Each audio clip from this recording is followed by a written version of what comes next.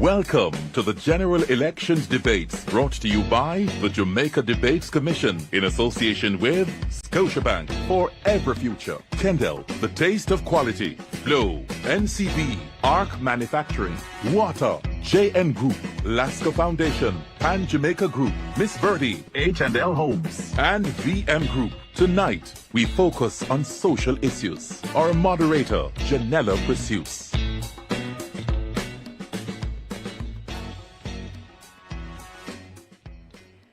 Welcome to the first of 3 political debates organized by the Jamaica Debates Commission and staged before a live studio audience. The debates are intended to assist in identifying, clarifying, and understanding the issues being presented in this general election campaign. This evening's debate focuses on social issues and is a team debate. Members of the panel of questioners are Natalie Campbell, IRI FM, Romardo Lyons, TVJ, and taking and presenting questions from the public is our social media editor, Amoy Harriet, CVM TV. I am your moderator, Janella Precious. As is customary, the audience is prohibited from applauding the debaters except for now, after we've announced each team. For Team JLP, Matthew Samuda. You can clap.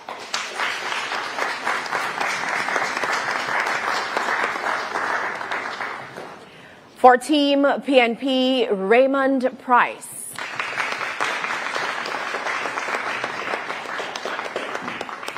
Up next is the JLP's Kamina Johnson-Smith. Also joining Team PNP is Sophia Fraser-Binns. And for the JLP, Pernell Charles Jr. And for Team PNP, Damian Crawford. The guidelines for tonight's debates have been previously agreed and are posted on the Debate Commission's website at www.jamaicadebatescommission.com. The guidelines include questions being no longer than 30 seconds and each team being allowed 90 seconds to respond to each question, and rebuttals are limited to 45 seconds. The questions posed in tonight's debate will come from 2 sources. The first, you, the public. You can send us your questions via direct message on Instagram, Facebook, and TikTok to Jamaica Debates. These will be checked, selected, and asked by our social media editor. The second source of questions is from our panel of journalists. Unfortunately, due to circumstances beyond our control, there will be no interpretation for the deaf and hearing impaired. Now, based on a previous coin toss, the first question tonight comes from Natalie Campbell, and it will be directed to Team PNP. Good evening. The People's National Party has been highly critical of several Jamaica Labour Party programs, including the rural school bus system. You say you have better options. Which programs have you earmarked for immediate discontinuation, and what timeline are you proposing of replacement programs to ensure continuity of service to Jamaicans? Good afternoon, good evening, and thank you for that question. Productivity means that there is a balance between effectiveness and efficiency. Effectiveness means doing the right thing, and efficiency means doing the thing right. Indeed, the separation of students from adults and the organized contribution of carrying them to school is a wonderful concept. However, how the JLP intended to execute, I believe, is highly inefficient. First of all, the cost of buses for 300 million based on the information we have received, and then 800 million for the refurbishing of those buses would indicate an inefficient use of resources. Additionally, we have seen where new buses, Toyota buses, coaster buses that could have been used would have been a more appropriate purchase, and that would have been within the same cost. Additionally, the ineffectiveness of these bus systems would suggest that very few children would be able to be moved. We have over 440,000 children to be moved, and at this point, those buses will be best capable to move between 4,000 and 8,000 on each day, indicating that the vast majority of children will still not benefit from that program. And so one thing that will immediately discontinue is one that doesn't incorporate the principals, the guidance counselors, and be more targeted in ensuring that those who are finding it most difficult to get to school are able to get to school, in particular deep rural children. Thank you so much. Team JLP, your rebuttal. Thank you. The Jamaica Labour Party is doing what the PNP has not and cannot do. We want to keep our children safer. And we are using the savings, $1 billion savings from the JUTC, where we have cut theft of diesel and shifted to CNG, to buy 110 new buses at $1.4 billion for our children. The parents will save $180,000 per year annually per child, and the children will be safer, greater attendance, they'll be safer at school, cameras, wardens. Why not? It's best for the country. Thank you very much. Romardo has the next question, and it will go to Team JLP. Good evening. Despite the 2025 changes to NHD loan limits and the modification so more minimum wage earners can qualify for grants, many youngsters have lost hope of one day owning a home. What will you do to ensure that in multiple offer situations for properties, youngsters aren't outbid by older Jamaicans with much more to offer? Firstly, thank you for that question. The Jamaica Labour Party has ensured that we focus on our youth. On a general way, we have increased minimum wage, we have increased support for youth, we have specialized in terms of ensuring that our youth are particularly aligned in terms of delivering houses. There's a special allocation under the NHT, and while we increase loan limits and increase the income bands, we've ensured that there's greater access to housing for our youth and for all Jamaicans. Let's be clear, how we have managed the economy is exactly why we now have enough money to increase housing solutions to 34,000 houses and 60,000 more to come. Even the youth who you may define as within poverty lines are being taken care of through the social housing program, which we provided more than 300 and much more to come. For the Jamaica Labour Party administration, housing solutions, housing developments, and the total national development is based on the fact that we have not only been able to save more, but our focus is on increasing economic development completely as a country that has suffered wage freezes, suffered heavy taxes. For 8 years, we've had no new taxes. All of these things have impacted our youth positively. So the youth have more money in their pockets as we also increase the tax threshold. So the youth who are at the entry level are able to present more to the NHT. Thank you. Thank you very much. Team PNP, your rebuttal. It's hard to rebut someone who seems not to know what he was saying. So I'll go to the substantive response. The People's National Party manifesto makes it very clear. We have several programs that will make it easier for the average Jamaican, young people in particular, to own their own home. One of which is waiving the requirements for them to be able to pay the closing costs to the amount of $500,000 per person. We will also allow them through the rent-to-own program for those who do not have a payslip or work as barbers or tattoo artists to use their rent in a house built by the NHD. That rent will be converted to a mortgage, and their credit rating will be based on their propensity to continue paying. Thank you so much. I think we can take a question from the social media. Amoy? Thanks, Janella. Well, this social media question comes from the Jamaica Environment Trust, JED.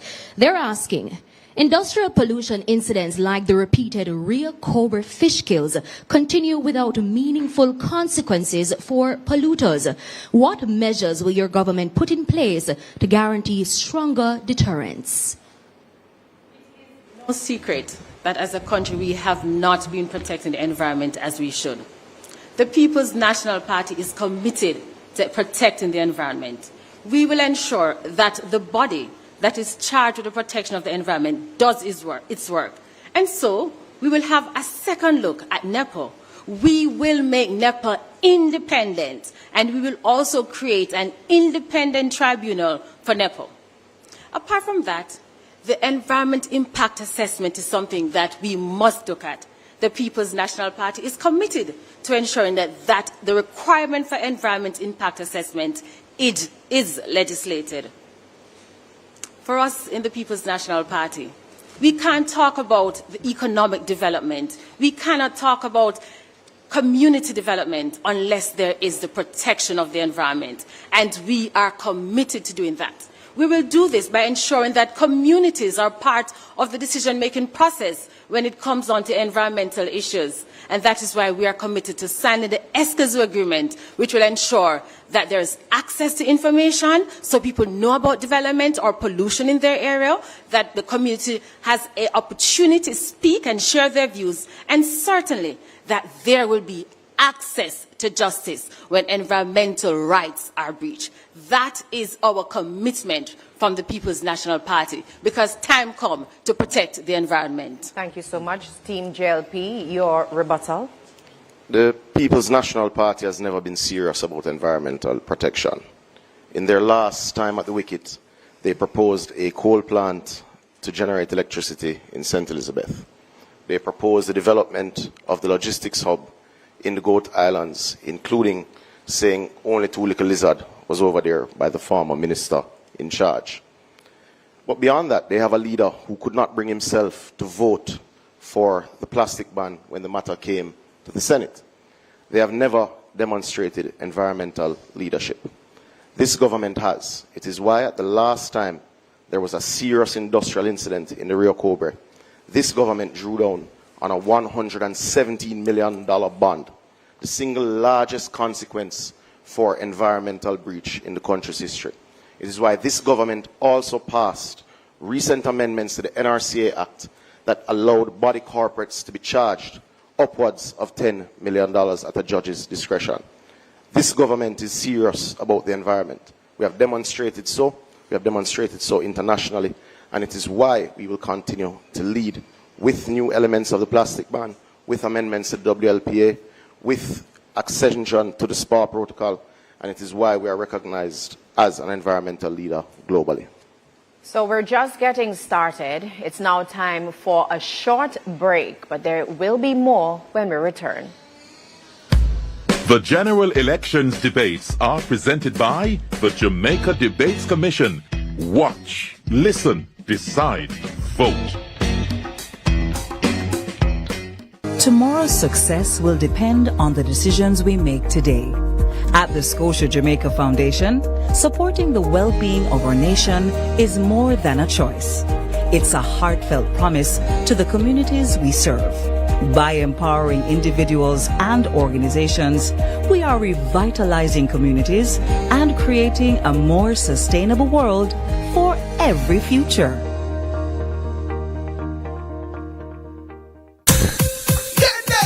When you want the food, share and make the rice well. Just give me me Kendall. Any time of the day, night as well. Just give me me Kendall. Everybody can tell, taste good, great smell. Just give me me Kendall. Number one in flavor, no parallel. Hard quality, you know we excel. Ready down, Kendel. Give me Kendall. Another quality product from the Carimed Group. Just give me Kendall. At Flow, we understand your rhythm. That's why we're dedicated to building a network as resilient as you. With a team of familiar faces working every day to keep you on beat. You're at the heart of everything we do. And our commitment is to keep your rhythm flowing. No matter what. We love our country. Like you, we take pride in building Jamaica. The resilience of our people is cemented in our products, built to last for generations.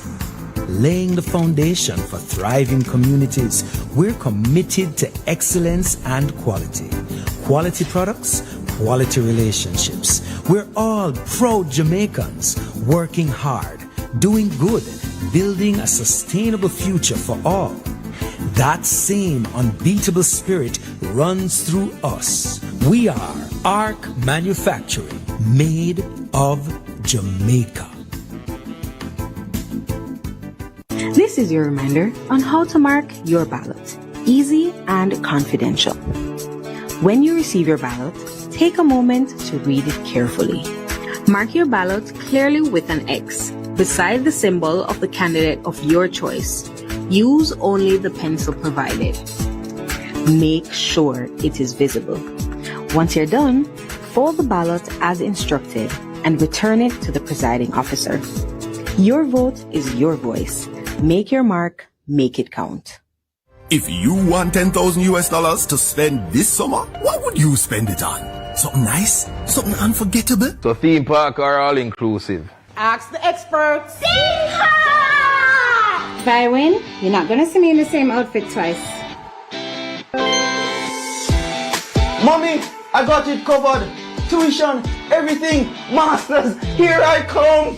Invest in your future and celebrate while you're at it. Promotion ends September 14th. Conditions apply. Team, we need to pass the ball quicker. Much quicker. And you need to make sure. Need to. I'm the coach. And I'm the assistant coach. No. Your job is to bring the water and keep us hydrated. Matter of fact, where's the water? I've got it, coach.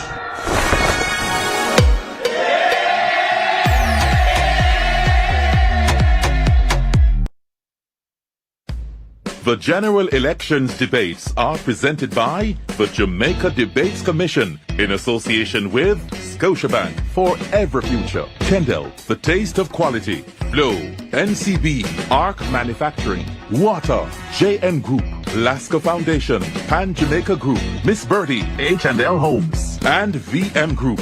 Watch, listen, decide, vote.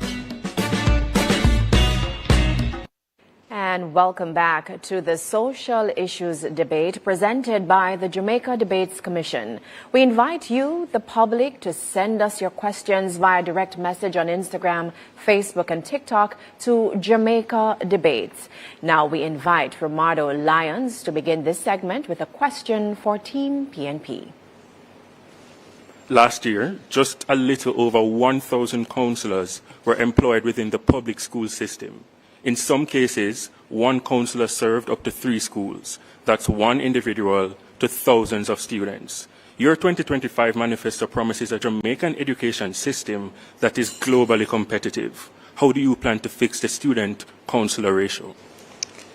Thank you very much for the question. Indeed, it is our intention to ensure that we have an improved education system. The current reality is that it is moving in the wrong direction. In 2015, literacy in Jamaica was 84%. Currently, it's 65%. Indeed, in 2015, 5 subjects, including math and English, was 28%. Currently, it is 19%. In fact, to use mathematics, which the government has recently celebrated, after last year, the minister indicated that it was a critical problem. This year, with much hoopla and celebration, only 9 dege more children passed mathematics. And they said it was a great occurrence. The People's National Party will accept and acknowledge where we are, because in 2015, 14,000 Jamaican children passed mathematics, and in 2025, only 7,826 Jamaican children passed mathematics. This is a part of the malaise that is happening within the education system.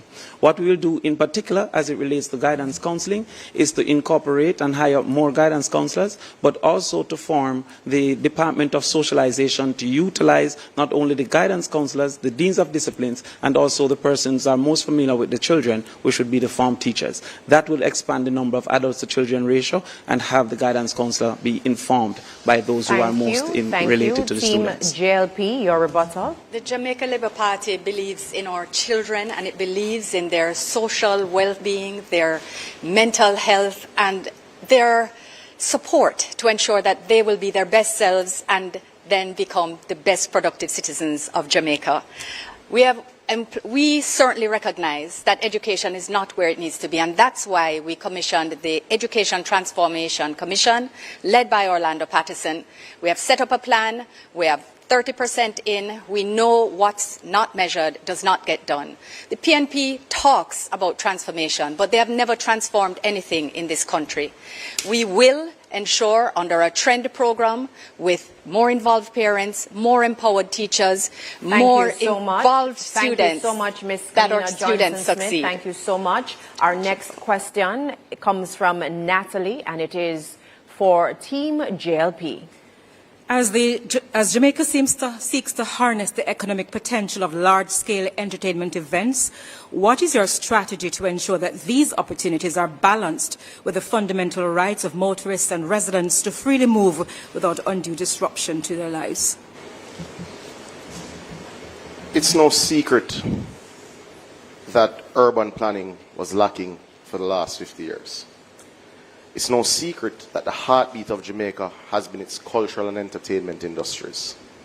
It's no secret that under the leadership of Olivia Babsy-Grange, Jamaica has grown from strength to strength in harnessing the power of these awesome industries. In the next term of government, the JLP will ensure that all urban planning for our town centres contemplates and plans for entertainment zones. We have also moved rapidly to ensure we have reserved space for 24-hour event zones. But that is but one part of the parcel. The next component also has to be how you encourage the human capital. But encouraging the human capital has to create the structures that allows young people to see a total future in it. It is why we're proud of the pension scheme that has been introduced for our entertainers, because our young people now know that there is indeed a future. But beyond that, we have structured our tax regimes in a manner that will encourage significant investment in the entertainment sector. We have created the space where those who wish to invest in movies, those who wish to invest in sound, will indeed come to Jamaica. We're not going to throw new funds that we know will indeed trigger new taxes, because that indeed has been the hallmark of the PNP, new taxes. Thank you so much, Team JLP. Team PNP, your rebuttal. Yes, it is no doubt that the orange economy is called orange for a reason. The People's National Party has been central to the development of entertainment in this country. Indeed, the tools of trade was introduced by the People's National Party for the extension of benefits to the entertainment industry, so that they too could act as if the manufacturing, farming and other industries in the importation of their inputs. In addition, it seems that the taxes are not the only things that are being stolen by the Jamaica Labour Party, because the idea for the entertainment zone originated with the People's National Party. What is crazy is that the Jamaica Labour Party believes that the solution is in one single venue, and one single venue cannot solve a problem that exists throughout the entire country. We will ensure appropriate zones and community zones. Thank you so much, Mr. Crawford. And now, before we go to our social media, Natalie has indicated that she would like to use her first of 2 follow-up questions so that our viewers understand the process. Both questioners have the ability, or they can ask 2 follow-up questions, and both teams have 45 seconds within which to answer the question. Natalie, go ahead. So I wanted to hear more about the balancing of how do you protect the motorists and the residents who have undue delays and been stuck in traffic for hours in the interim until those zones are designated up and running? Well, obviously the zones are indeed the long-term strategy, but in the interim we'll bring all stakeholders together, being the Jamaica Constabulary Force, the municipalities and the promoters themselves, to ensure that there's adequate parking. we would have instituted many park and ride events for national events which would have seen significant reductions in traffic. But just to note, the idea for the entertainment zone did not originate with the PNP, it actually originated with Edward Philip George Siaga. And it is this party that has had the strongest relationship with the cultural industries and has put its money by way of investment into these industries. But to be clear, the infrastructure that is required is being invested in by this administration in multiple venues. Thank you so much, Mr. Samuda. Thank you so much. Team PNP, your 45-second rebuttal. This sounds like the same claim that Edward Siaga also was the originator for the idea of Portmore, and that too was a lie. However, what we have recognized is that we can separate the people from the events by partnering with agri-parks to have a section within agri-parks reserved for what we call party town, multi-zones, multi-venue zones that persons can gravitate to and know where entertainment activities are. What we have also recognized is the bias within the Jamaica Labour Party of how entertainment is treated, because large events such as Sumfest has never obeyed the Noise Abatement Act, but all the round robins must obey the Noise Abatement Act. We will ensure equity by allowing for an appropriate approval for extensions that persons can apply for, regardless if you're large or small. Thank you so much, Mr. Crawford. We now go to social media. Amoy has a question and she will direct it to the respective team. All right, so to revisit the topic of education, Alpha Media on Instagram is asking, COVID-19 exposed deep gaps in digital access. What are your concrete plans to ensure every Jamaican student has access to reliable internet and digital devices? And that question goes to Team PNP. Thank you very much. It is important at this point that we expose what some of the ridiculous approaches have been from the Jamaica Labour Party. They indicate that they have been doing extensive investments in schools. However, with the schools in need of approximately 1,000 students, needing up to 210 megabytes, the highest capacity of those providers is 35 megabytes. Some of those contracts that have been given are incapable to reach even 15 megabytes so that they can officially and can appropriately be utilized. Indeed, having invested over $2 billion in e-books, the newspaper reported that many teachers indicated that the inability to access them in their classes made the e-books ineffective and inefficient.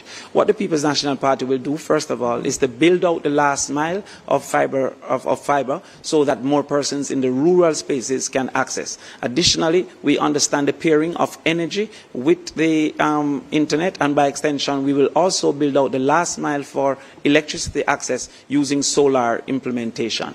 We will use as a school multiplier, force multiplier, teacher multiplier, impact multiplier, the technology through AI, in particular for helping teachers with marking, helping teachers with the lesson planning, and also helping students to access information in an appropriate and effective way. So the People's National Party will embrace technology in our schools and expand the reach so that our students can benefit. Thank you so much, Mr. Crawford.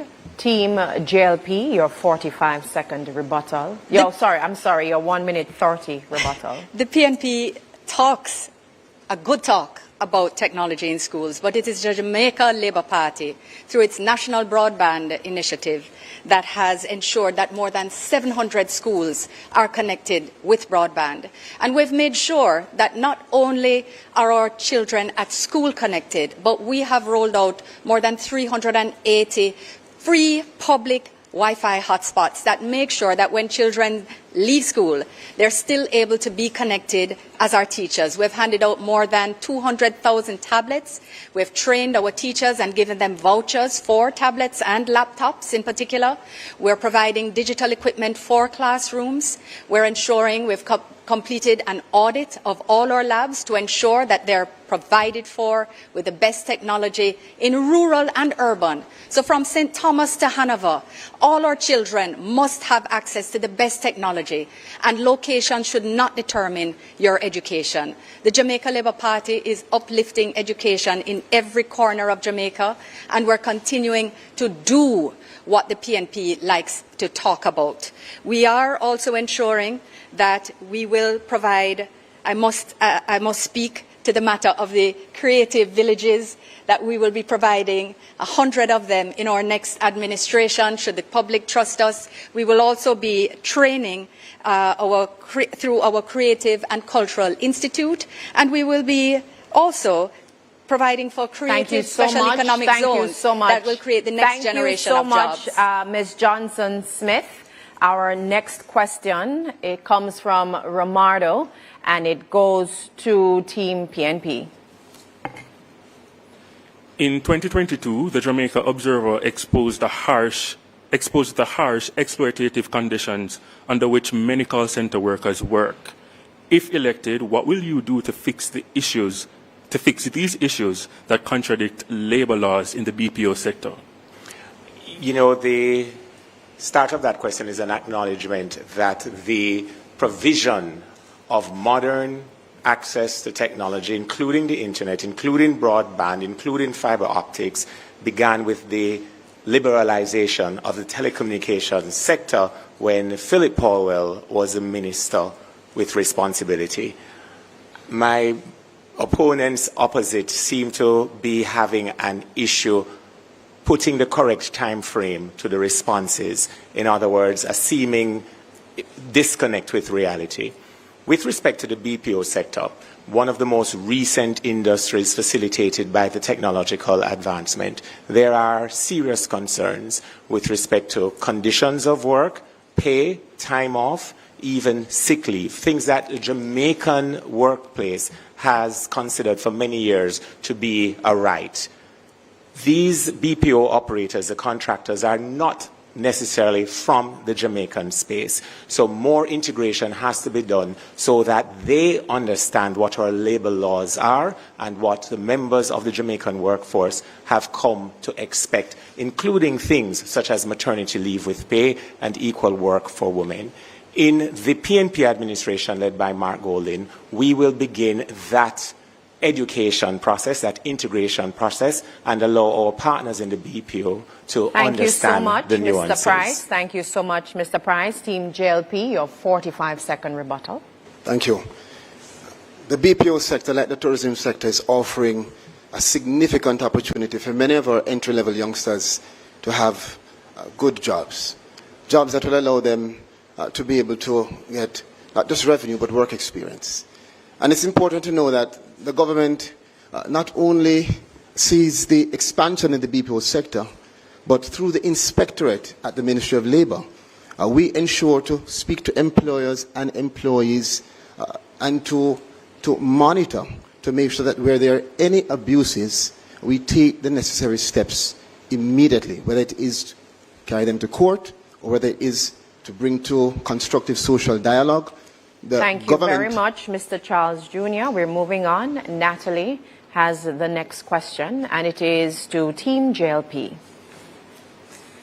Jamaicans seeking care at public hospitals continue to face long lines, shortage of medical staff, overcrowding with difficulty getting a bed if admitted, and long waits for clinic appointments. What is it going to require to improve patient care at public hospitals and other healthcare facilities? Let me say this. The government takes it very seriously in terms of improving the health infrastructure. We have upgraded 138 of our health centers. We have rebuilt and restructured key hospitals and are starting to construct the regional children and adolescent hospital.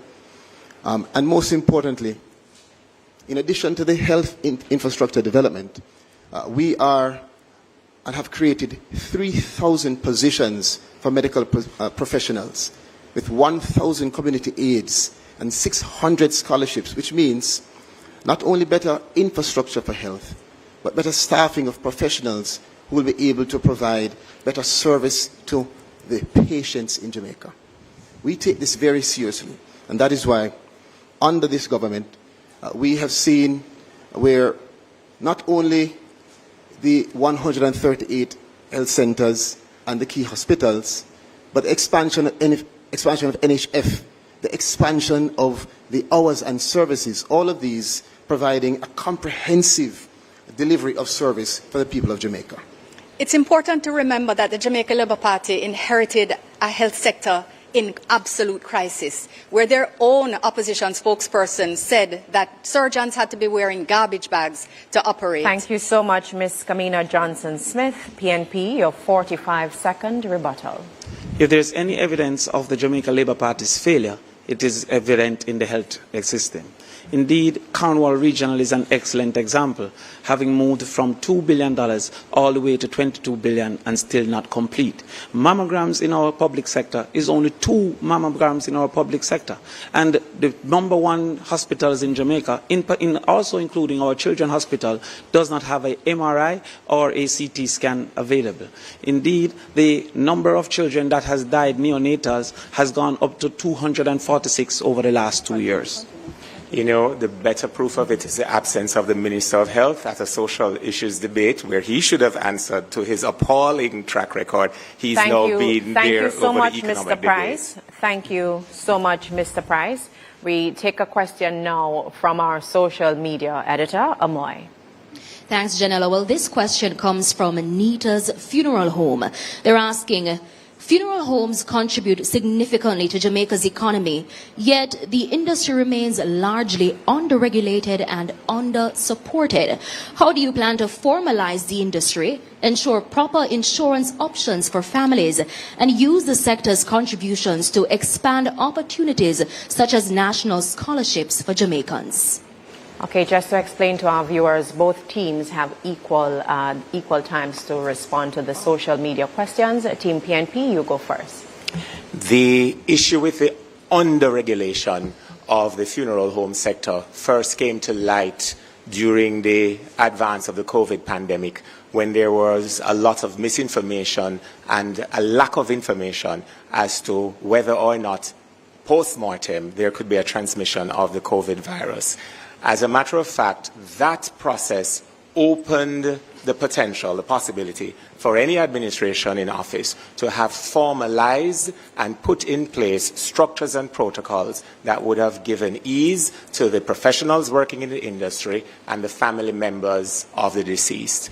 What now needs to happen is for a recognition that this is a sector that is a critical part of the Jamaican social space, an adjunct, if you will, of public health. And the utter absence of any form of regulation, despite 9 years of unbroken representation by the Jamaica Labour Party as the head of government, is yet another indication of people who claim to know what they're doing, but still at the end of a 9th year, going into a 10th year, are having difficulties with a manifesto to explain not only what they've done in the past, but what they intend to do in the future.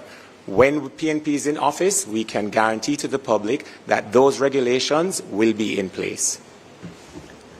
Okay, Team JLP, your response?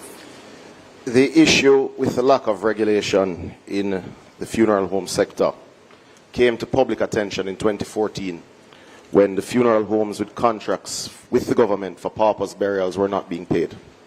That is when the issue came to mind, or rather came to public attention. The reality is the sector is indeed lacking sufficient regulation. However, we have moved forward to bring the Ministry of National Security and indeed the Ministry of Health to form a working group to address this very issue. And there are many elements to it. One such element is the fact that the industry was operating without a proper public autopsy suite. This government, under Horace Chang's leadership at the Ministry of National Security, built the first public autopsy suite at a cost of $700 million, clearing one element that creates a significant backlog in this area. But lest we forget, the PNP has no credibility in the management of the health sector. Under Fenton Ferguson, every single Jamaican watching this debate tonight suffered the effects of Chick V. We suffered the effects of his failure to deal with vector management. Lest we forget that the then leader of the JMDA, your current spokesperson of the ministry related to health, said it was the worst management he had seen. He said doctors were using garbage bags. So people died because of the PNP's failure. Lest we forget. Thank you so much, Mr. Samuda. It's now time for another break, but we will have more when we return. The general elections debates are presented by the Jamaica Debates Commission. Watch, listen, decide, vote.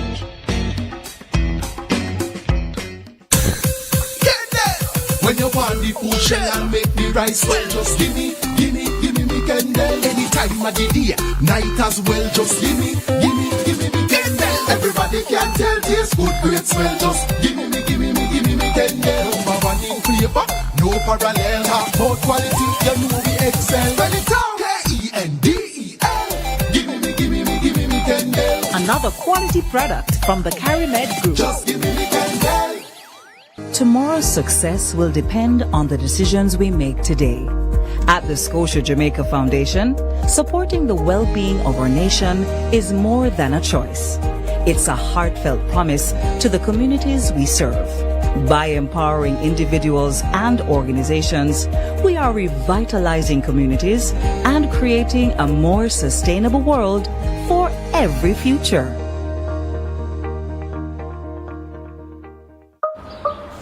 At Flow, we understand your rhythm. That's why we're dedicated to building a network as resilient as you. With a team of familiar faces working every day to keep you on beat. You're at the heart of everything we do. And our commitment is to keep your rhythm flowing. No matter what. We love our country. Like you, we take pride in building Jamaica.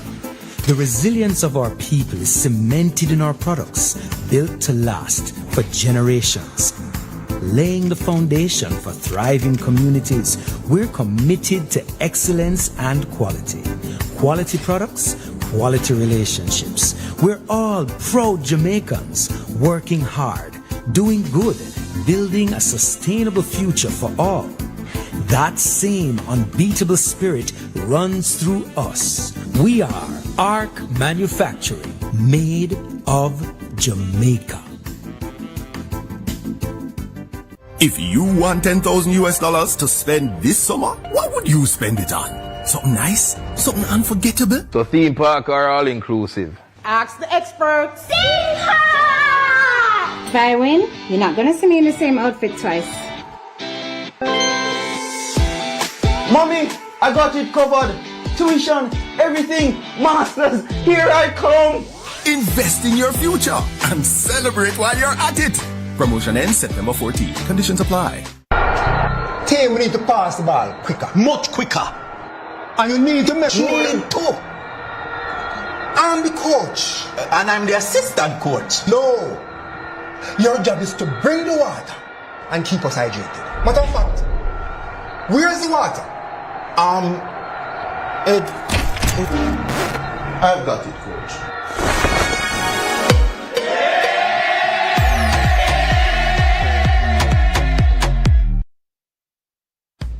The general elections debates are presented by the Jamaica Debates Commission in association with Scotiabank for every future, Kendall, the taste of quality, Flow, NCB, ARC Manufacturing, Water, JN Group, Lasco Foundation, Pan Jamaica Group, Miss Birdie, H&L Homes, and VM Group. Watch, listen, decide, vote. Welcome back to the social issues debate presented by the Jamaica Debates Commission. We invite you, the public, to send us your questions via direct message on Instagram, Facebook, and TikTok to Jamaica Debates. We now ask Natalie Campbell to start this segment with a question for Team PNP.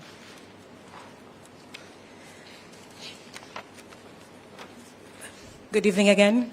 If elected, what are the top 3 policy or reforms your government would prioritize during its first few days or weeks in office? The People's National Party, Damien, will ensure that every decision we make has the people at the center. To start that off, we will, 1, take a look at the health center. The Jamaica Labour Party will have you believe that they're serious about health. Tell that to a mother who've lost her child at the hospital. Tell that to patients who go to the hospital and can't find water in our restrooms. And you're serious about hospitals? You must be joking. The People's National Party will, one, prioritize our health service. The second thing that we will do is to ensure that education, that there's access to education for all our children. We will do this through the provision, Damien, of 1 meal per day for each child. But we'll also make sure that transportation, which is one of the major issues preventing our children from going to school, is dealt with. And when we're talking about transportation, we're not talking about some 10-hour bus. We're talking about transportation that is effective, reliable, and can transport our children in peace, where parents can feel comfortable. Additionally, Sophia, we will immediately give the First in the Family Scholarship to those persons that are in school currently at the university, as long as they're the first in the family. Also, we will ensure that ownership improves by making sure that squatting communities are reviewed under the POSHA program and open all the home ownership plans to our persons through rent to own. Thank you so much. JLP, your 45-second rebuttal.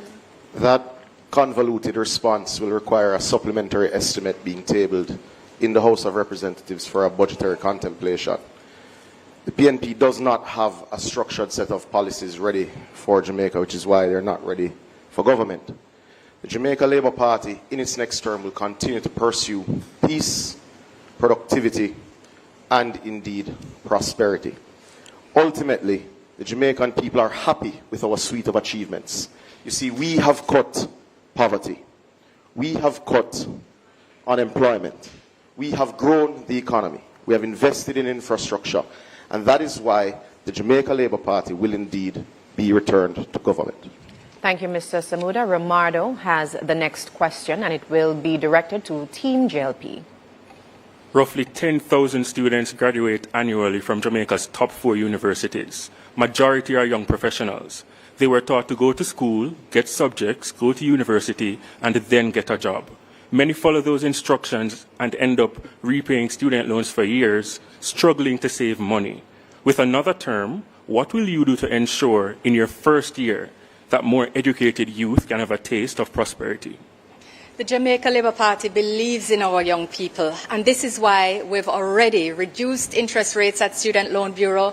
We've removed the requirement for guarantors, again taking away the barriers. And in our next term, we'll not only institute the new policy wherein students can have access to a loan which covers not only tuition, but accommodation, books, laptops, and food, living expenses.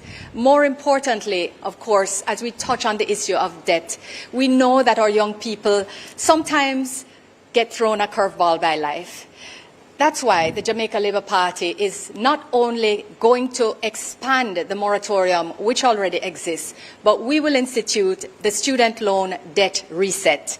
Under that policy, we will be waiving for all delinquent accounts 100% of penalties, 100% of insurance charges, and 50% of interest arrears, ensuring a fresh start for those who just have had life take a wrong turn. For those who are in good standing, they'll be rewarded for their responsibility and, of course, encouraged to continue in their good efforts. And they will get a credit to their account of $100,000 per account in good standing. Those who, of course, are at the cusp of closing out their accounts, we will pay up to the amount required to close. This is us not talking, but acting. Thank as you always. so much, Ms. Kamina Johnson-Smith, PNP, your 45-second rebuttal. The People's National Party will ensure that our young people not just dream, but have a chance of being the best they can be. So what are we going to do? One, we're going to make sure that there is $1 billion available so that they can get $500,000 towards their deposit. Secondly, what we are going to do is to have what we call a forgiveness, a graduated forgiveness of students' loan. So for every year that you work in the public service, your students' loan payment will be discounted. And we understand that sometimes you leave university and you simply just can't get a job. The present system says you must still pay your students' loan. We are saying no, an end to that. Thank you so much. We go to social media, who has a question which will be answered first by Team JLP and then Team PNP. A reminder that both teams have the same amount of time to respond to that question. Amoy? Thanks, Janella. This question comes from Kimmy on Instagram. There's been criticism of the government's 300% wage increase and delayed salary increase to civil servants. If selected to form the next government, how do you plan on making civil servants' salaries equally as attractive?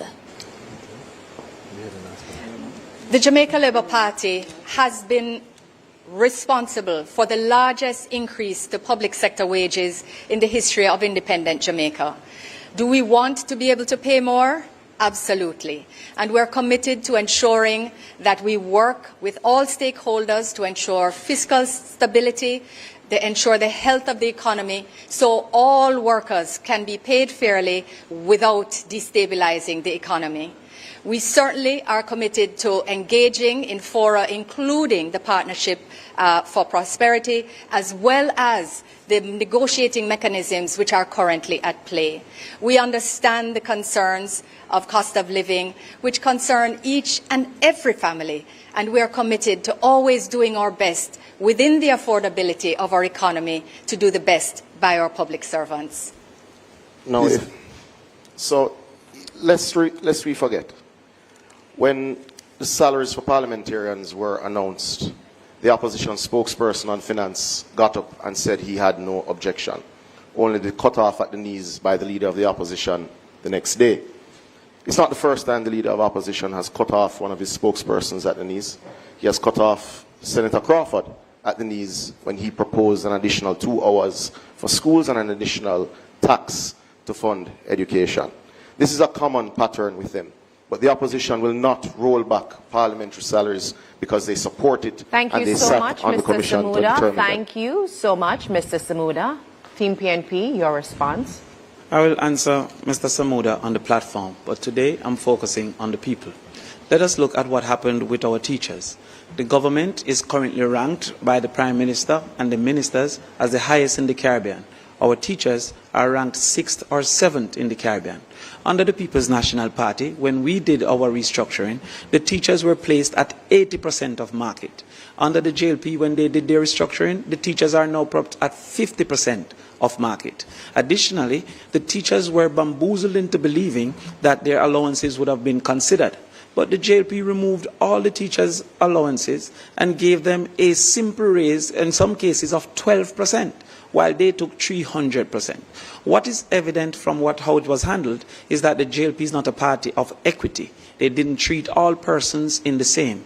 And as their former Minister of Finance suggested, that if it was to keep the best, they would have to raise their salaries. No wonder we're seeing so many teachers leaving our classroom because of the inefficient treatment from the Jamaica Labour Party.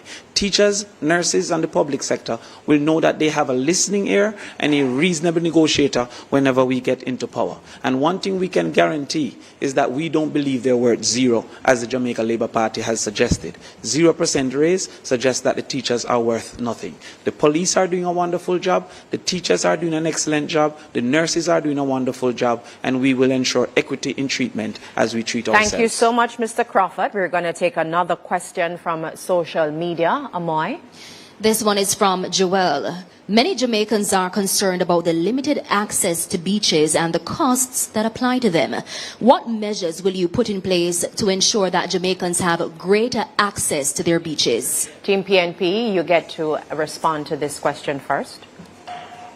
Over the last 9 years, there have been countless situations, Miami Bay Beach, Bob Marley Beach, where Jamaicans have been denied the right of access to beaches.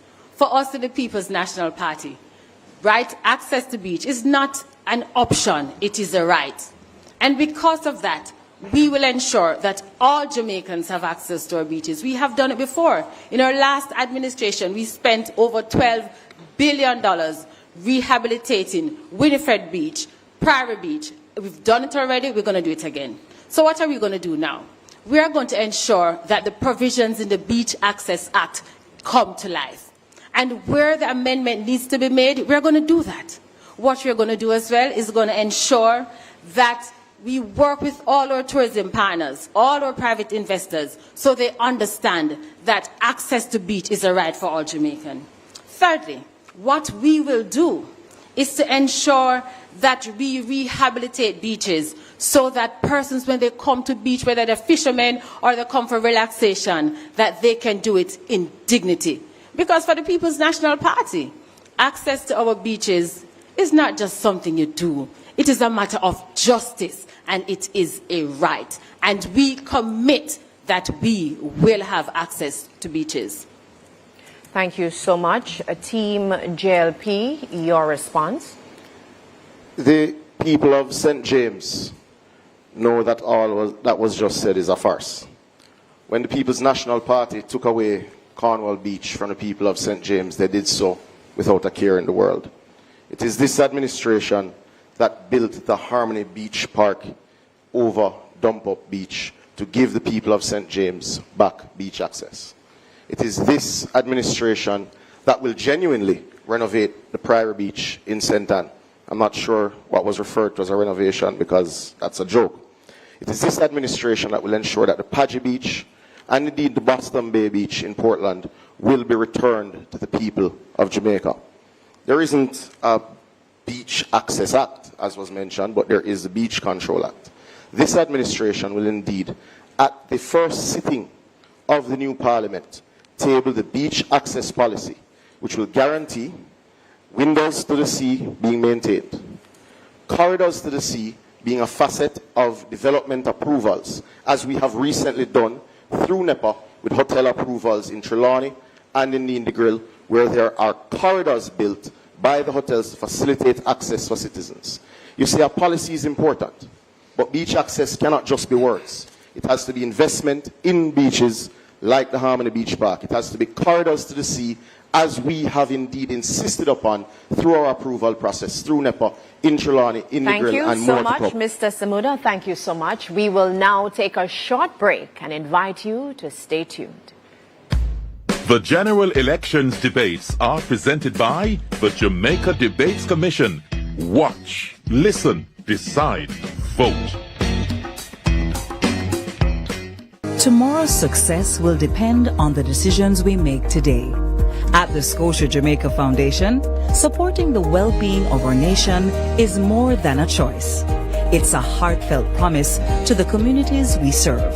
By empowering individuals and organizations, we are revitalizing communities and creating a more sustainable world for every future.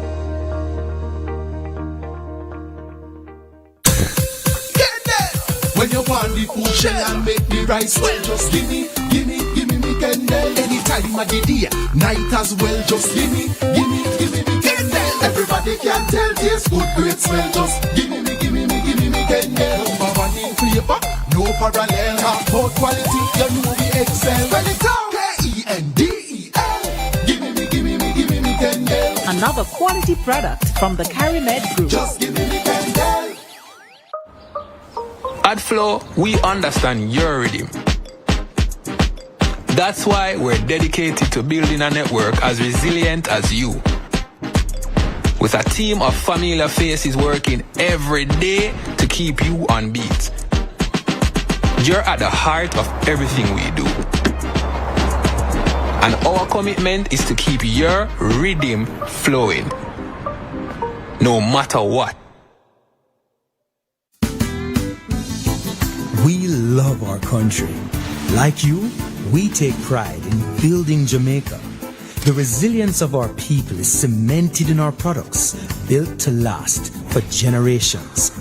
Laying the foundation for thriving communities, we're committed to excellence and quality. Quality products, quality relationships. We're all proud Jamaicans, working hard, doing good, building a sustainable future for all. That same unbeatable spirit runs through us. We are ARC Manufacturing, made of Jamaica. The Jamaica Debates Commission presents the General Elections Debates in association with Scotiabank for Every Future, Kendall, The Taste of Quality, Flow, NCB, ARC Manufacturing, Water, JN Group, Lasco Foundation, Pan Jamaica Group, Miss Birdie, H&L Homes, and VM Group. See the two major political parties debate national issues live August 26 and 28 at 9 p.m. It's a political must-see. Don't miss the General Elections Debates presented by the Jamaica Debates Commission. Watch, listen, decide, vote. If you want $10,000 to spend this summer, what would you spend it on? Something nice? Something unforgettable? So theme park or all inclusive? Ask the experts. If I win, you're not gonna see me in the same outfit twice. Mommy, I got it covered. Tuition, everything, masters, here I come. Invest in your future and celebrate while you're at it. Promotion ends September 14. Conditions apply. Team, we need to pass the ball quicker. Much quicker. And you need to make sure. Need to. I'm the coach. And I'm the assistant coach. No. Your job is to bring the water and keep us hydrated. Matter of fact, where's the water? I've got it, coach.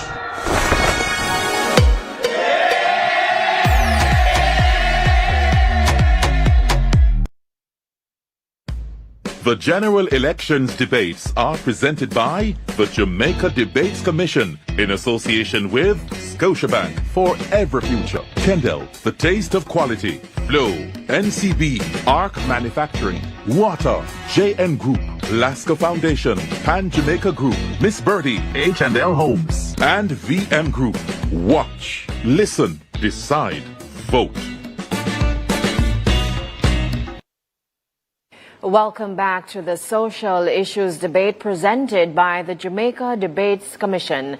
We invite you, the public, to send us your questions via direct message on Instagram, Facebook, and TikTok to Jamaica Debates. We invite Romardo Lyons to start this final segment with a question for Team JLP. A digital Jamaica where technology is woven into the fabric of business and everyday activities. That's what you promised in your 2020 manifesto. But today, there are residents in Swamp Road, St. Thomas, putting phones in trees to make calls and to get reception. Why are so many Jamaicans in rural parishes still behind technologically? That's an excellent question. Much progress has been made in respect of digital transformation. The National Broadband Initiative has connected over 700 government institutions across the country and has also been seeking to connect our police stations, our courthouses, our schools, and other institutions as a matter of priority as the base. We've also been seeking to encourage competition in the environment, in this sector, to ensure greater investment and greater rollout of fiber optics, of satellite technology, as well as Wi-Fi internet connections. The Jamaica Labour Party believes in technology facilitating business. It's why we ensure that now you can pay your taxes online, you can apply for your e-motor vehicle registration certificate, and in a new administration we will do even more. We will ensure that there is the task force to ensure efficiency and innovation, not only in the public sector but beyond. We will not only set up the task force, but we will allow a portal for private citizens to make suggestions with incentives and prizes to ensure that they feel a part of the process where they see that systems can be improved. The Jamaica Labour Party has already built efficiencies that have helped this economy to grow, that have helped with youth and regular unemployment, and we will do more. Thank you so much, Team JLP, Team PNP, your 45-second rebuttal. First, you keep mentioning about policies to make the economy grow, and after 9 years, you're still growing at under 1% per annum.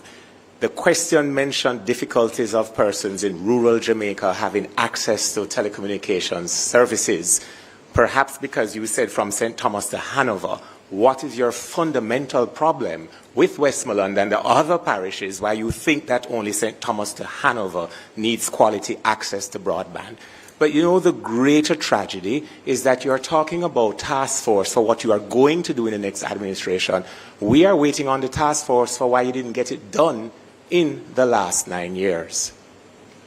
Thank you so much, Mr. Price. Romardo has indicated that he would like to use one of his follow-up questions. Romardo, just a reminder to both teams, you have 45 seconds to respond. Team JLP, you first. Romardo. Your government has repeatedly said that education is a priority. Now, the technological issue in the rural parishes aren't just for residents. Schools are also affected. Just this year, a smart lab was opened in St. Aloysius Primary School on Duke Street in Kingston. When will schools in rural parishes start to feel included in this technological push? They should feel it very soon. As a matter of fact, they'll feel it in this new school year. Procurement is already underway. We not only have had new contracts engaged with contractors to roll out more connections, but we are also investing in equipment, which is already in procurement, to ensure that our labs are equipped in rural schools as well as in urban schools. We believe fundamentally in ensuring that regardless of where you live in Jamaica, you must have access to the best education, and you will have it in the next administration. As a matter of fact, starting in this new school year. Thank you so much, Team JLP. Team PNP, your 45-second rebuttal. The JLP is certainly an enemy of the truth. Indeed, we have heard them suggest that 200,000 laptops were purchased. That would indicate 2-to-1 ratio, meaning for every 2 children, 1 should have a laptop. I'm asking those watching today, have your child received a laptop? Have you seen anyone receive such a laptop? Indeed, whoever is responsible for purchasing these missing laptops will have to answer under the People's National Party, because we have not seen those laptops. We will ensure that the gadgets are in place, but as we've said before, we build out the last mile that many of the private sector believe is not profitable to build out, so that the persons can get access to internet wherever they are. We will use that technology also for the small schools. Thank to you, have Mr. better Crawford. usage. Thank you so much, Mr. Crawford. Natalie has the next question, and it goes to Team PNP. We are in the hurricane season, and each season the authorities face a challenge persuading residents to evacuate some areas when the island is under threat. What strategies would you implement to ensure compliance? Part of the reason why residents don't want to evacuate is that the poor level of communication and education prior to a storm causes them to be caught unaware. Let's take, for example, this instant year 2025. All across media, we have heard advertisements from the Office of the Prime Minister with sections of budget presentations, and we are midway the Atlantic hurricane season, and not once has ODPEM been given the resources that OPM has for its parallel adjacent political campaign under the guise of public education. The second reason why residents do not want to evacuate is because they are realistically concerned that when they evacuate, the spaces that they are taken to will be substandard. In the next PNP administration, we will build out a series of evacuation centers that will be properly fitted with adequate water for on-site storage, as well as food and access to health, access to other emergency services, so that families feel more safe in bringing their elderly relatives into a space where they are certain that the services and the quality of standard will be there when they evacuate. Thank you so much. Team JLP, your 45-second rebuttal. It is clear to us on Team JLP that Raymond is fluent in misdirection, misinformation, and clearly not paying attention to the news of the day. It is the JLP that would have just completed and launched its own Doppler radar, meaning we're no longer depending on foreign sources for our weather forecasting needs. It means this government, the next administration under Andrew Michael Holness, will have accurate information on time and be able to communicate it so to you at home. We're also working with the United Nations CDF program to build modern and safe shelters for you at home, so you can trust the information and trust where you're going to go and be safe during the hurricane season. Thank you so much, Team JLP. We go to Amoy now, who has a question from social media. Amoy? All right, so this question comes from Tiana on Instagram. She says, Jamaica's hospitals are overcrowded and under-resourced. Can you explain how your party, if elected to government, will fix this without repeating the delays and bottlenecks of past administrations? Okay, thank you so much, Amoy. Team PNP, you can answer this question first, to be followed by Team JLP. So this is a social issues debate, and health is a primary social issue.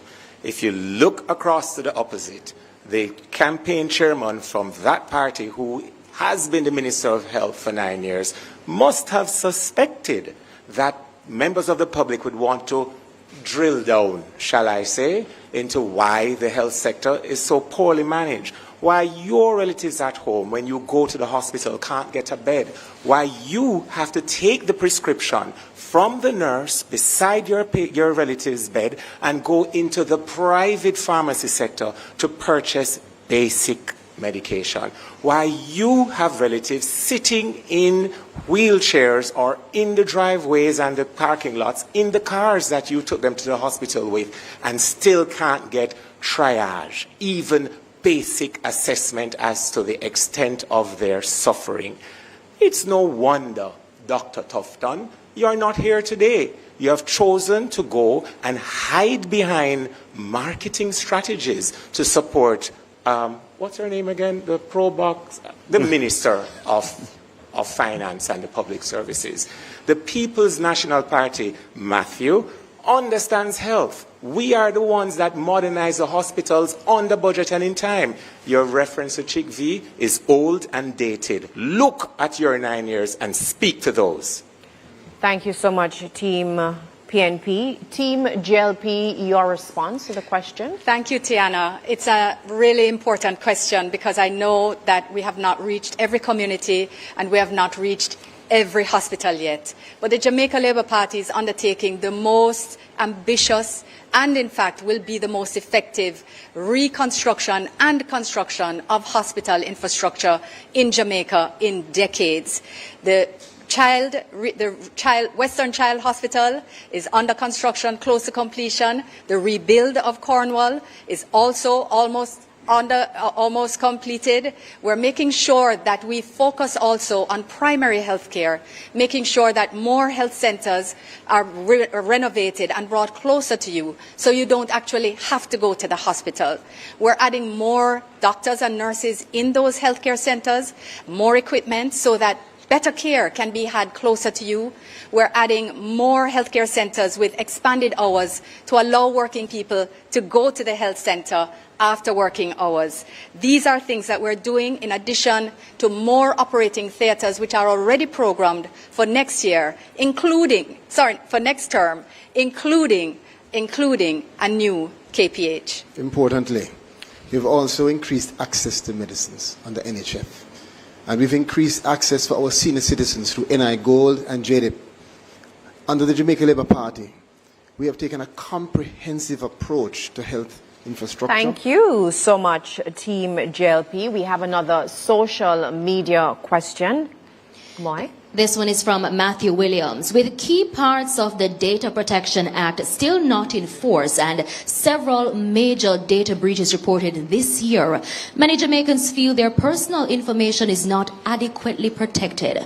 How will your government address this growing privacy crisis and rebuild public trust in the protection of citizens' data? Team JLP, you get to answer this one first. Data protection is critical as we continue to build out more and more digital systems to ensure efficiency and effectiveness in the pursuit of business, growth, and prosperity. And this is why we have been paying attention to ensuring that implementation of the Act is phased and sensitive to the various stakeholders, ensuring that it's effective when each stage is put in place. We have done more to protect your data and will do more. As we recognize that AI is also being used more, we will ensure that there is an AI blueprint and roadmap, which of course is going to be built out of the very first task force on AI in the Caribbean, which was already established under this administration. We'll also ensure that there is new legislation to protect every Jamaican's face, voice and image from the type of misinformation and negative campaigns that are run by parties like the PNP. The Data Protection Act was indeed passed by the Jamaica Labour Party. And we are proud that it was passed, and we're happy that the Data Commissioner is now in place to speed up implementation. However, data requires data accuracy. It should be known for all Jamaicans watching that it is this government that gave the highest increase to civil servants. It is this government that insisted that there would be no more wage freezes for teachers, as was commonplace under the People's National Party. Thank you so much, Team JLP, Team PNP. Your response to the question? The Jamaica Labour Party does not believe in privacy. It was one of their own ministers that says nothing is private. Do you remember? Because I certainly do. But not only that, when one considers the NIDS Act, the National Identification Act, the People's National Party, representing the people of Jamaica, had to take the Jamaica Labour Party to court to protect privacy rights. So the Jamaica Labour Party simply cannot come to you tonight to tell you that they're serious about privacy. Simply not true. The People's National Party, we value your privacy. And it is for that reason why we will trade a cadre of data protection experts to work with different sectors so they understand what is in the law, they understand what is to be done, and how they can balance privacy rights. In fact, this will also create a new sector in Jamaica. Damien, don't you agree? I definitely do agree, Sophia. But also we should remind the public that it was this Prime Minister that suggested that they can track persons who say certain things on social media. It is also this Prime Minister that has proven himself to be highly vindictive and have seen arrest of individuals who have criticized him in any way at any given time. It is also that government that stole sand from the beaches. So let us talk about what that government has done. Thank you so much, Team PNP. So, viewers, we're doing things a little different this evening. We now invite Team PNP to ask a question of Team JLP.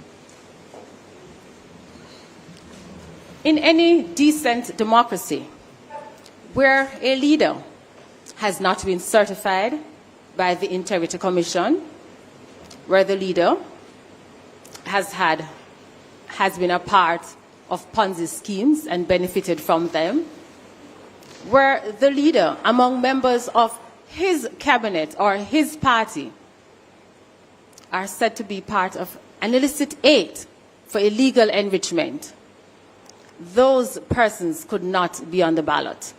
Therefore, why should Jamaica be any different from such decent democracies? The PNP, we understand, has no answer to the plans, the programs and the achievements of the Jamaica Labour Party. They see their only path to Jamaica House by trying to destroy the reputation of the Prime Minister of Jamaica and others. The Jamaica Labour Party has been the party that has done more for the integrity and anti-corruption framework in this country than any other administration. It is under the PNP that every day, every week you woke up to a new scandal, light bulb, Solutria, NSWMA, Manchester Parish Council, Hanover, KSAMC, you name it, Crook and Anchor. It is under the PNP that Jamaica had the lowest scores under the Corruption Perception Index. And it is under the Jamaica Labour Party that Jamaica has had the highest. Why? Because the independent international experts actually look at the facts and not the steady drumbeat of PNP misinformation and weaponization of processes. There is no report that has found any finding of guilt or illegality on the part of the Prime Minister. There is no finding against the Prime Minister, and the PNP needs to stop telling the lie of 28 bank accounts. It is simply not true. Thank you so much, Team JLP. Team PNP, your 45-second rebuttal. It's odd that you say that's not true. Dennis Chung said that not only were it true, that it's inconsequential, that it's normal, he suggested, just as we now figure out he was rehearsing for the job for which the qualifications were waived so that he could get the job. Most of you look for a job. In that case, the job seemed to have looked for and found him. Now, the other things you say about doing the most for the integrity framework, that includes being the only Prime Minister to have taken the Integrity Commission to court to quash a clause he once bragged that he included as chairman of cabinet. So the lies are on that side, aren't they? Thank you so much, Team PNP. We now invite Team JLP to ask a question of Team PNP. You know, lies are an affront to God. Yeah. And Reverend Albert would have taught you that. Should have. However, to be clear, the last time the People's National Party was at the wicket, they leveled $60 billion of new taxes on the backs of the Jamaican people.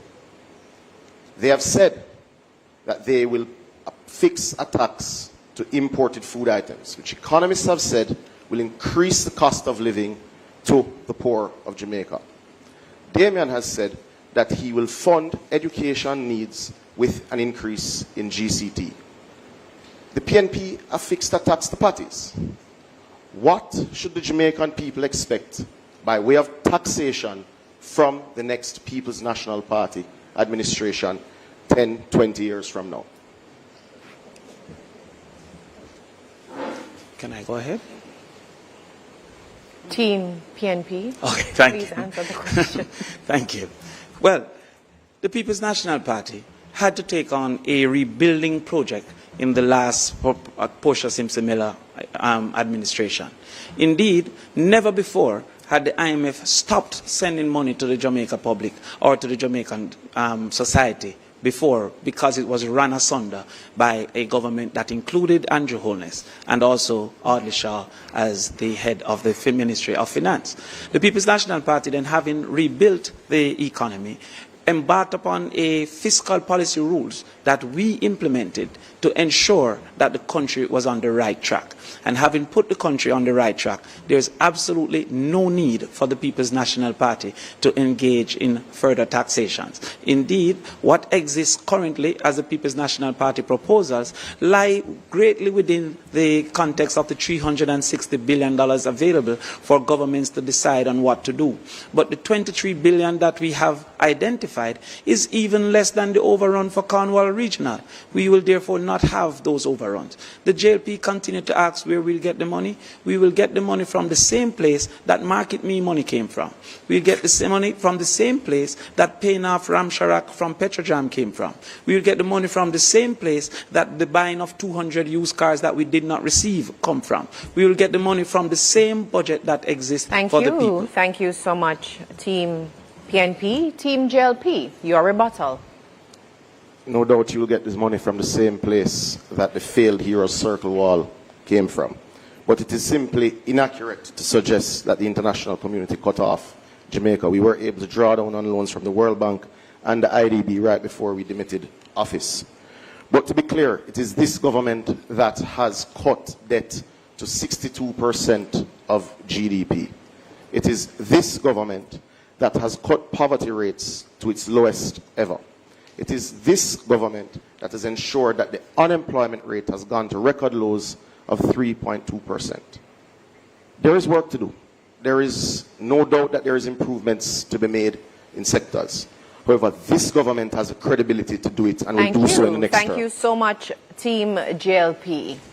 Ladies and gentlemen, we now go to the closing statements. And based on the earlier coin toss decision, Team JLP will go first.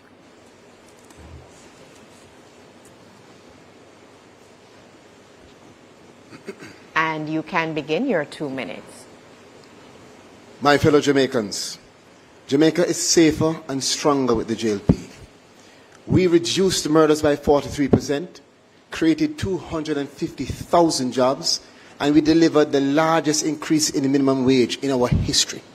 We gave our doctors, nurses, teachers, police, and other public sector officers the largest pay increase, despite COVID, Hurricane Beryl, droughts, and global uncertainty.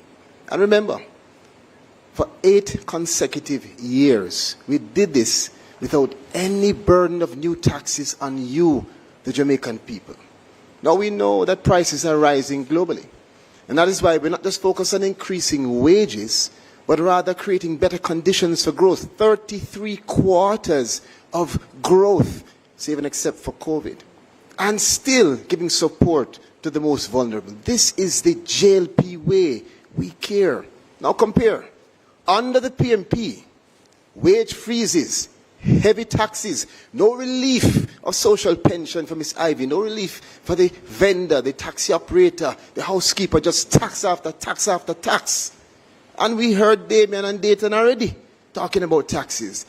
So are you really willing to suffer the indignity of more taxes under the PMP? No way. With the Jamaica Labour Party, increased pension, better agriculture, better health infrastructure, enhanced education. This is our commitment. That's why we say to you, reject the reckless PMP promises. Choose performance. Choose Jamaica. Choose the JLP. The Jamaica Labour Party delivers, and we are committed to doing even more for you.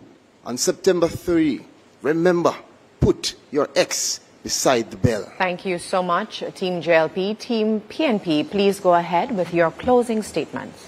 One thing you could not have said is spell Jamaica, because we already know you can't. Jamaica has evolved to be one of the world's most recognized brands globally. Yet too many members of the Jamaican family live in standards and conditions that are, simply put, deplorable.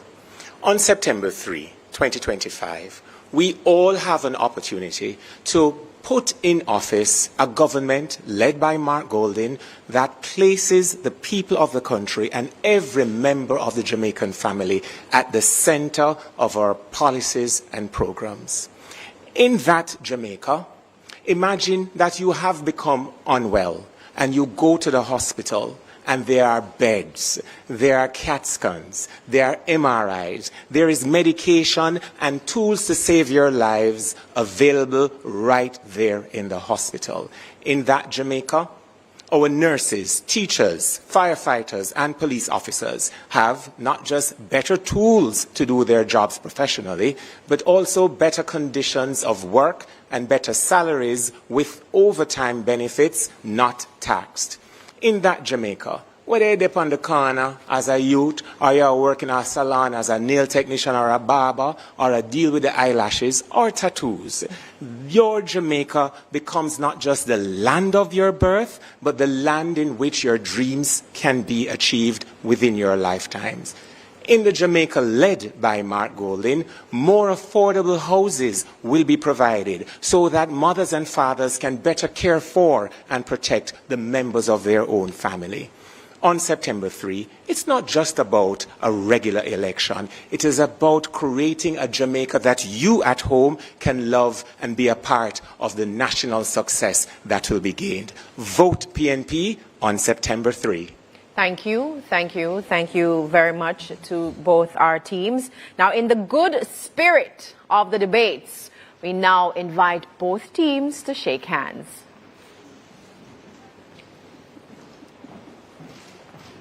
And as they do so, I just want to say, ladies and gentlemen, that concludes our first debate between Pernell Charles Jr. of the JLP, Kamina Johnson-Smith, and Matthew Samuda for Team JLP, and Damian Crawford, Sophia Fraser-Binns, and Raymond Price for the People's National Party. Join us again Tuesday, August 26 at 9 p.m. for the debate focusing on the economy, which for the first time will be a team debate between Team JLP and Team PNP. Audience, you can clap now.